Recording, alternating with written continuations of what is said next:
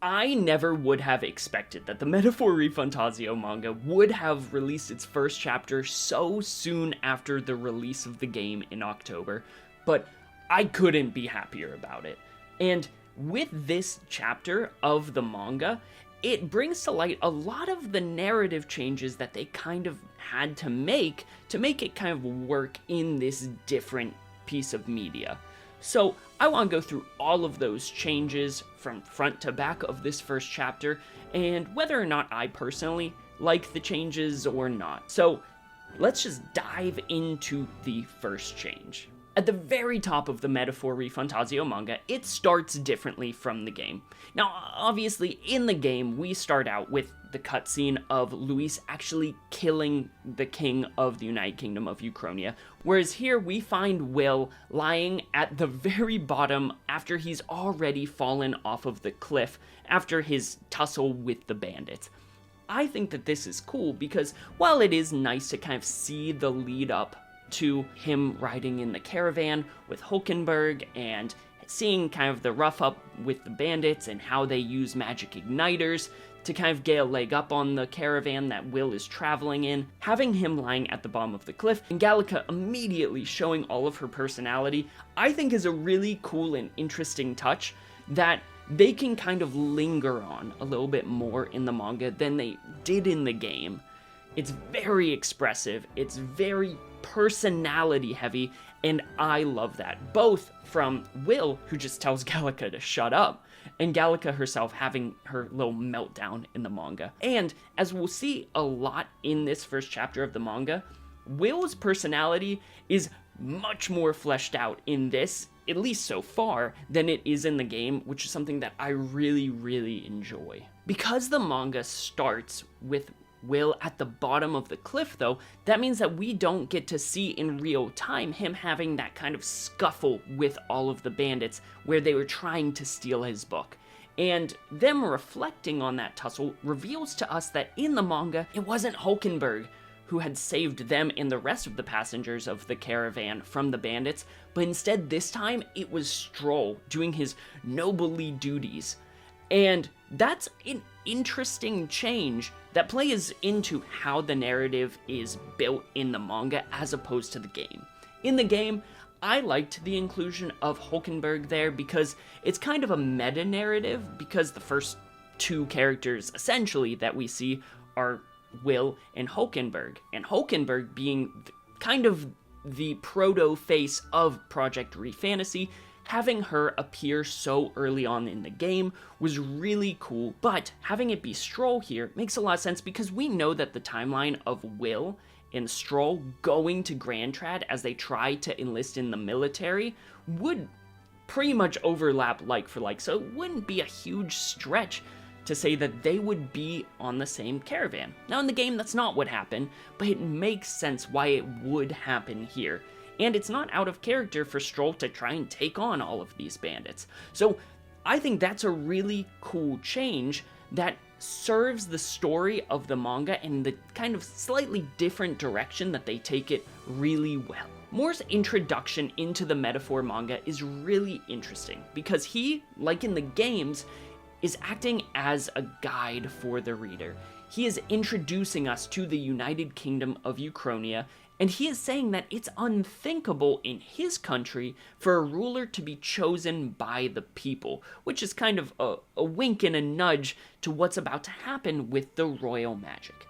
And he's also the one who recounts to us what the fate of King Hythlodaeus V was, being killed by the hands of Luis, which was just a cutscene in the original game. And so the fact that Moore is kind of this all-seeing, all-knowing figure, and that is established straight from the get-go, keeping his face shadowed so that we aren't sure who this guy is. You know, we learn in the game pretty quickly, but here it allows him to have that kind of mystique and mysteriousness. Who's this Clemar man with the awesome cat? And I think that that's a really interesting change. I'm hoping that they allow him to have more of a foothold in the narrative of the manga than they did in the game, where a lot of his interactions with the protagonist were kind of limited to their social link, and were ambiguous at best until later in the game. Something that's not quite a departure from the game itself, but I think they do a lot better in the manga, is showing just how viscerally hated the Elder tribe are in the city of Grand Trad. Now, they do well with that in the games. There are a lot of side comments, but there's not a big to-do about it. It's more so Gallica and the protagonist saying, do you see how they're looking at you? Ugh, people just hate the Elder tribe. However, in the manga, it's depicted with a much more heavy hand. So, while it's not exactly a change per se, it is an expansion of what's already there in a way that I really like, that I think wouldn't have been as doable in a game. And so they're really leaning into this medium to share some of those world building aspects. The introduction of Maria absolutely threw me for a loop when I was reading the manga, because initially when they're going to the recruitment center, they run into Brigitte, and she introduces them to her replica of the royal scepter, which makes sense because that has a lot of bearing on the plot later. And so I feel like it was safe to assume that that would probably happen again. But instead of running into Brigitte, we run into Maria. This allows them to depict just how important to the protagonist this utopian book actually is, as he is reading it on the side of the street on a bench to Maria, sharing with her that the book depicts a world where there is no prejudice, and they were able to use their knowledge and their industry to build such incredible cities without the need for magic, which blows her mind. And it's not dissimilar to the scene where he actually reads the book to Maria in the game. It just happens much earlier on in the timeline of the story, which I think is cool, and it makes sense that a child who probably doesn't see books very regularly would see someone walking down the street holding a book and say, "Whoa, is that a book?" She's pretty precocious, so she probably would just talk to a random stranger if they looked nice enough. But before we go any further, did you know that only 9.2 people who watch these videos are actually subscribed to the channel? So if you like this kind of content and you want to see more of it coming from the channel, make sure to let me know by liking the video, subscribing, and why even ringing that notification bell so you never miss any more Metaphor videos. But with that out of the way, let's go to the next one. When we actually learn about our mission in regard to how we are going to save the prince, in the games, we only know that we need to enlist in the military to meet up with some nondescript contact that Gallica knows, but doesn't really share that information much with us. Whereas in the manga, we know straight from the outset we are going to find Grius. He is in Grand Trad and we need to find him. And that is our mission. Do we understand it? Cool. It is a much more straightforward plan than we had to run all around creation to be able to find him and enact whatever the plan was from that moment on once we made contact. And I think that this is kind of a cool simplification that works for the medium that they're using. It allows them to streamline the story that works really well in the context of a game, but may have dragged a little bit if it had been translated one for one to the manga. Probably the biggest departure from the game in the manga is Maria immediately after she leaves us getting kidnapped and Stroll being hot on the kidnapper's tail, and will then join Stroll by hopping on Stroll's horse for whatever reason and sassing him about it nonetheless to be able to go save Maria. This is interesting because it entirely cuts out us going to the recruitment center, meeting Stroll there, going to the northern border fortress, and that being where we kind of create this bond with Stroll. Instead, we are straight into the action. We're going to go save this young girl that we just met and read a book with, and we are going to the outskirts of the city to be able to do that. And once we do inevitably save Maria, we find out that this kidnapper did it so that he could make some coin by selling her off to some nobles, which is deplorable in and of itself, but it was because he could not afford medicine for his own child, which, if you'll remember from the game, while it wasn't a Parapus man, it was a Mustari man. In this, the Parapus shares that he can't afford the medicine because for Parapus, the church hikes up the prices of medicine, which is exactly what happened to the Mustari man in the game that we helped by buying the medicine ourselves. And so I think it's cool that they're taking a side quest from the game, twisting it a little bit, and still injecting that world building from that side quest into the manga in a meaningful way. An interesting piece about the rescue mission that Stroll and Will go on in the manga that wasn't present in the games at all, though, when they actually confront the kidnapper, Will is already able to and knows how to surf on his sword because he's aware that it has been imbued and created with magla fused ingots. So he's able to and competent to fight already.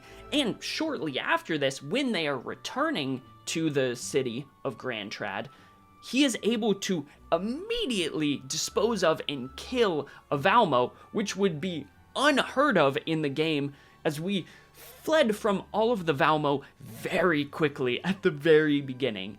I think they're a little bit higher level than us in the game, but here, looks like he can just dispose of them, which is cool. But in this moment, when the Valmo attacks them in the manga, Will loses his book, instead opting to save Maria.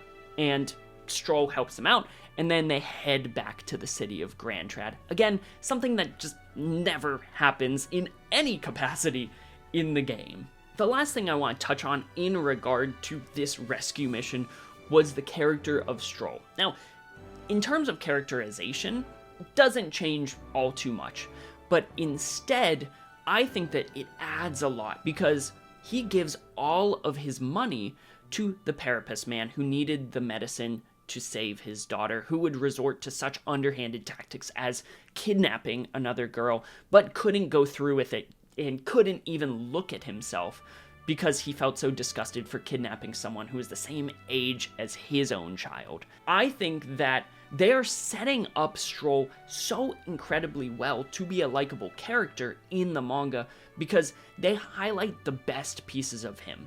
They highlight how he's so headstrong to chase down the kidnapper without a second thought for his own safety. They highlight how generous he is with his own money and how he as a noble believes that he should serve as the hand of the people and help them in any way that he is able to.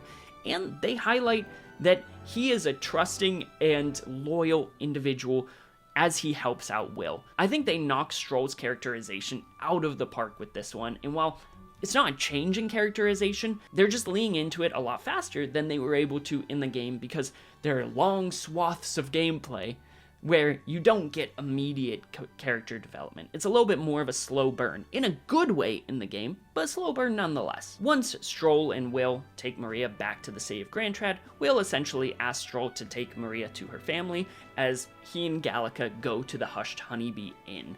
And that prompts Maria to be like, yo, I know where that is. Let me take you there. Which leads them to go straight to the inn, meet Grius, and find out that he plans to assassinate Luis tomorrow.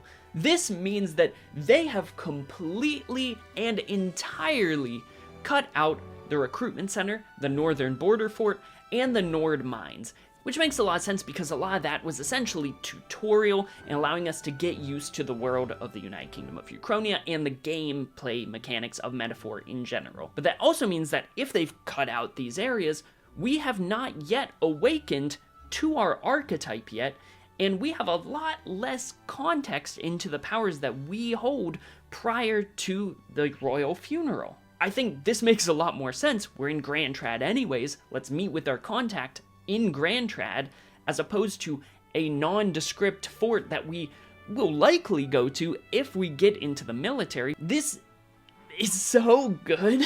It's so good. And that's not to diminish the game. I love the game, obviously. But for the format it's in, it works so well. The question that immediately popped into my mind when I found out that we met Grius in the manga before going to any of these places like the Northern Border Fort or the Nord Mines, if we go there at all, was how does Stroll actually join up with us? And the manga answers that in like the next page. So maybe I should read before I ask questions.